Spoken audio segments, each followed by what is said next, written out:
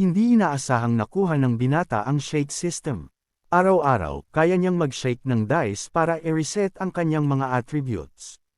Gayunpaman, lagi niya itong inaalog sa loob ng 11 taon ng sunod-sunod. At sa bawat pagkakataon, ang kanyang mga attributes na nakukuha ay parang 1 milyong halaga lamang ng basura, na wala talagang pag-unlad na nakikita. Ngayon, namamanhid na siya sa pang-araw-araw na gawain sa pag-alog. Siya ay nanunumpa na magsisimula lamang siya sa pag-cultivate, kapag nakakuha na siya ng isang pambihirang attribute. At ngayon, gaya ng dati, ni-roll muli ang dice at nakuha muli ang spiritual root na 1 milenyo lamang na halaga ng basura.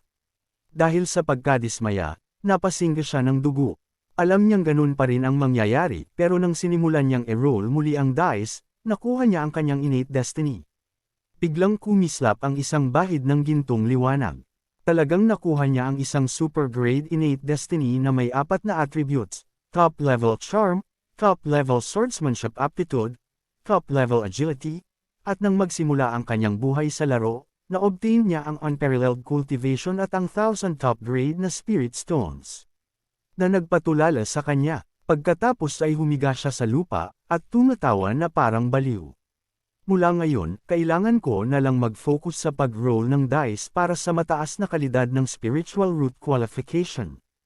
Ngayong may mga matataas na akong attributes, at kahit mag-roll na lang ako ng dice hanggang 40 years old, ang nalalapit na hinaharap ay tiyak na magkakaroon ng lugar para sa akin sa mundong ito ng cultivation. Ang binata ay nagngangalang Hanju.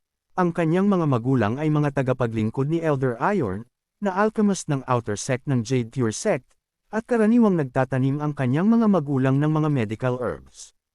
Pero nung 6 na taong gulang na si Hanju, iniwan siya ng kanyang mga magulang at tumakas. Kaya, kinuha ni Hanju ang trabaho ng kanyang mga magulang. Isang araw, 2 cultivator mula sa inner sect ng Jade Pure Sect ang biglang dumating sa lambak ng pagamutan. Lumalabas na si Elder Iron ay may ginagawang tungkulin, at partikular na hiniling ng sekta sa kanila na bantayan ang lugar na ito. At dahil dun, sa lumipas na 2 taon, hindi natin si Hanju sa pag-roll para makakuha ng high-grade spiritual root. Ang aking swerte ay hindi talaga lumalabas. Natatakot ako na baka mamatay akong nanginginig ng hindi pa nakakakuha ng superior spiritual root para sa aking cultivation. At nang biglang, bumalik na si Elder Iron at tinawag ang lahat upang magtipon. Unang pinuri ni Elder Iron ang lahat at sinabing, maayos ang ginawa niyong lahat habang wala ako. At walang nangyaring mga problema, at ako ay labis na nasisiyahan. Lahat ay naantig sa sinabi ni Elder Iron.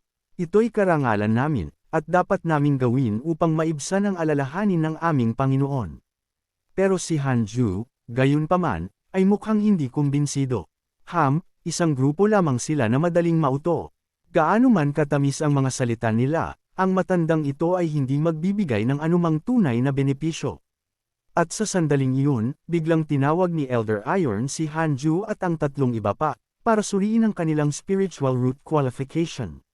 Napaisip si Hanju, hindi ba't lagi niyang pinagbabawalan ang mga nasasakupan na mag-cultivate? At teka, may mga dugo sa damit niya. Ang Elder Iron ay sugatan.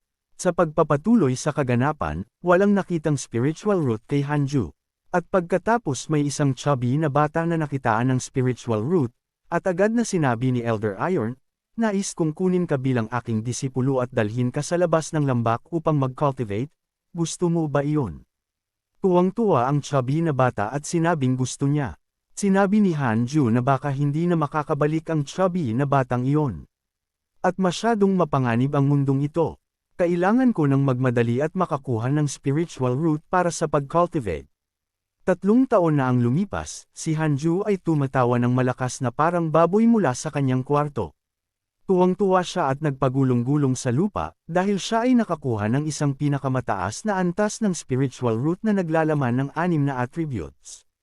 Si Hanju ay magsisimula na sanang mag-cultivate sa tulong ng system, ngunit bigla niyang naisip si Elder Iron, ang matandang geezer, na ang chubby na bata ay hindi na niya nakita muli mula nang siya ay kinuha, at malamang napatay na. Delikado kung malalaman niyang nagko-cultivate ako. Sa sandaling iyon, biglang nag-pop up ang system ng notification. Maaari kang pumili ng isang maliit na lugar, at ang system ay makakatulong na lumikha ng isang barrier. Ang mga cultivator sa labas ng barrier ay hindi makakadetect ng anumang mga pagbabago sa loob. Tuwang-tuwa si Hanju, maaaring gumawa ng barrier. Sa kasong iyon, ngayon, ako, si Hanju, ay opisyal na tatango sa landas ng cultivation. System, magsimula na. Sa sumunod na sandali, lumitaw siya sa space ng system. Ang mga pagpipilian ay lumutang sa harap ng kanyang mga mata. Ngayong hindi niya inaasahang na-awake ang inheritance ng Immortal Emperor at nakuha ang unparalleled techniques, at 6 realms of reincarnation, at ngayon ang pagtakda sa landas ng kanyang cultivation, mangyaring piliin niya ngayon ang pangunahing landas niya sa pag-cultivate.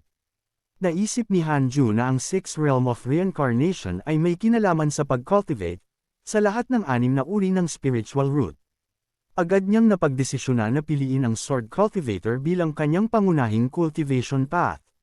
Pagkatapos, pinanood niya ang lahat ng nakapalibot na spiritual energy na humihigop sa kanyang katawan. Agad na nakaramdam ng lakas si Hanju at nakatuklas ng isang relation panel. Sa pagbukas nito, nakita niya ang kanyang relasyon kay Elder Iron na sinasabi na hindi ito nasisiyahan sa kanya. Hindi napigilan ni Hanju ang panggagalaiti sa kanyang mga ngipin sa galit. Grabe talaga si Tanda, nagpapagal ako sa pagtatanim ng halamang gamot, at galit pa rin sa akin. Teka, ang kakulaitan ni Elder Iron ay nagmumula siguro sa paglayas ng mga magulang ko, pero wala naman siyang ginawa sa akin. Umalis ang Elder Iron nitong mga nakaraang taon, kaya't maaari akong mag-cultivate ng mapayapa. At kaagad na tumahimik si Hanju at nagsimulang mag-cultivate ng mapayapa. Naramdaman ni Hanju ang spiritual energy ng hangin, lupa, kahoy, at tubig sa paligid niya, ngunit walang apoy at kulog na spiritual energy ang naramdaman. Nang walang karagdagang pag-iisip, nagpasya siyang i-cultivate muna ang 4 na uri ng spiritual energy. Sa sandaling iyon, muling lumitaw ang system na may 2 pagpipilian na opsyon para sa development ng kanyang cultivation. Una, makakapag-obtain siya ng Energy Cultivation Realm Magical Tool. Pangalawa, ma-unlock ang ability na kayang itago ang antas ng cultivation ng isang tao at ang spiritual root. Ito'y napusuan ni Hanju, maitatago ang antas ng cultivation ng isang tao at ang spiritual root. Mukhang maalalahanin ang system na ito. At walang pag-aalinlangan, pinili niya ang pangalawang opsyon. Naging mabilis ang panahon, at 2 taon na ang lumipas. Ang 4 na uri ng spiritual energy ni Hanju, ay na-cultivate na ngayon sa ika-7 antas ng Energy Cultivation Realm. Gayunpaman, nang maisip ni Hanju na maaari pa niyang ipagpatuloy ang pagko-cultivate ng mapayapa, dumating ang isang problema. Nang malapit nang bumalik si Hanju sa lambak, nakita siya ng isang inner sect disciple na nagngangalang Xinghamshan, at direktang hiniling sa kanya na sundan siya sa isang maliit na kagubatan. Natarante si Hanju, hindi ko siya kilala, bakit bigla niya akong yayayain na pumunta sa lilam ng kagubatan? At kaagad, binuksan niya ang relationship list at nakita na may 2 bituin si Xinghamshan nang may mabuting kalooban sa kanya. Maaari sigurong gusto niyang mag-cultivate kami ng sabay. Dapat ba akong sumunod o hindi?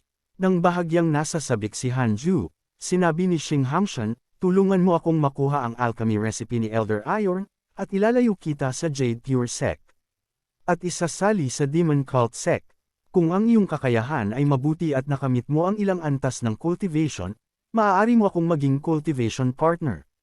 Agad na natakot si Hanju. Dihim. Ang babaeng ito ay isang demon cultivator. Agad na nawala ng pagtingin dito si Hanju sa kanya, ang pagkakasala sa Jade Pure Sect ay hahabulin ako hanggang sa dulo ng mundo.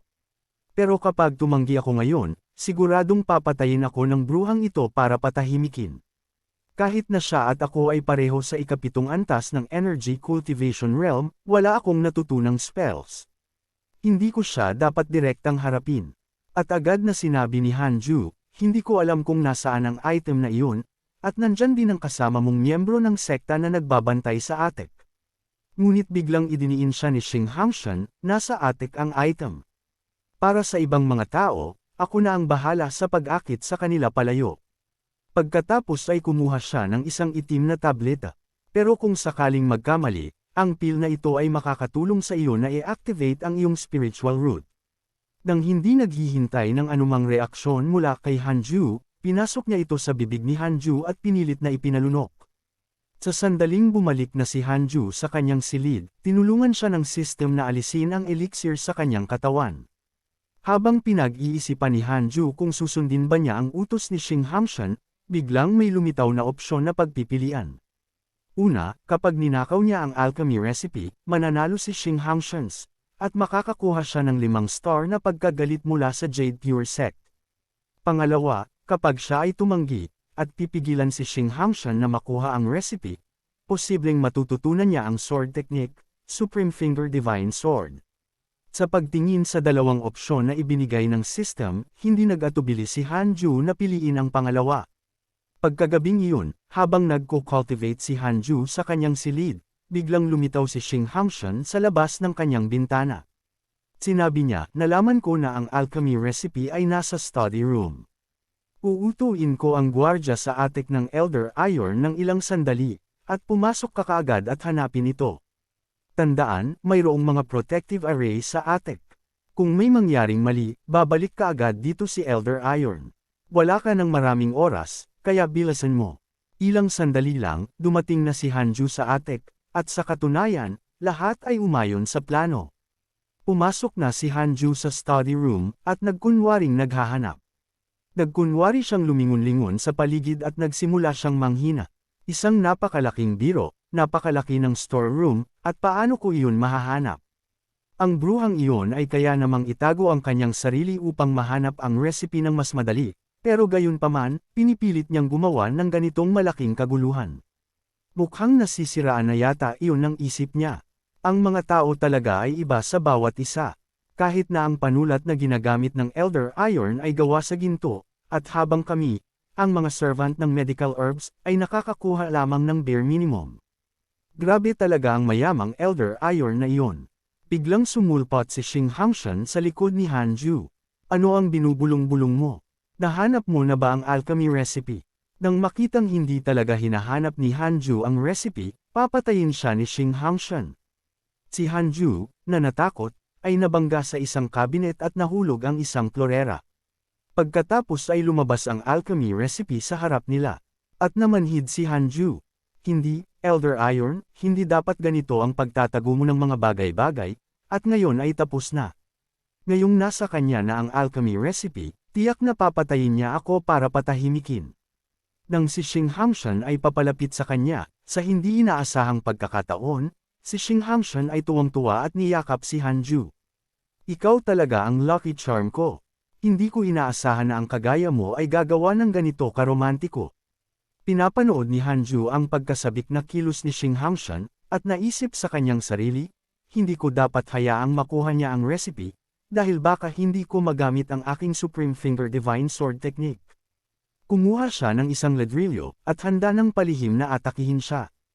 Pero nang biglang may tumama sa kanilang dalawa, tumilapon si Hanju, at ang recipe ay lumipad sa kamay ng isang tao, na walang iba kundi si Elder Iron. Tinatangkang kunin ang recipe, tunay ka talagang mapangahas. Nang maramdaman na hindi niya kayang kalabanin si Elder Iron, hindi nag-atubili si Xing Hangshan na tumakas. Nang si Hanju, na nakahiga sa lupa at nagising at nakita si Elder Iron, agad niyang sinabi, Panginoon, sa wakas ay dumating ka na. Muntik na akong mawalan ng buhay sa pagsisikap na pigilan ang bruhang iyon. Pagkatapos nun, nagtanong si Elder Iron kay Hanju na ipaliwanag ng malinaw ang sitwasyon. Sa sandaling sinabi ni Hanju ang lahat kay Elder Iron, hindi na niya pinahirapan ang mga bagay-bagay para sa kanya. Nang maramdamang matagumpay siyang nagsinungaling, mabilis na tumakbo siya palayo. Sa sandaling iyon, nag-pop up ang system notification. Nakumpleto ang misyon. Matagumpay na na-obtain niya ang Supreme Finger Divine Sword. Lumipas ang isa pang 2 taon. Na-cultivate ni Hanju ang 4 na uri ng spiritual root hanggang sa ika-9 na antas ng Energy Cultivation Realm. Kulang na lang siya sa pag-cultivate ng kidlat at ng apoy, upang itaas rin ang antas ng spiritual roots nila para makapasok sa Foundation Establishment Realm.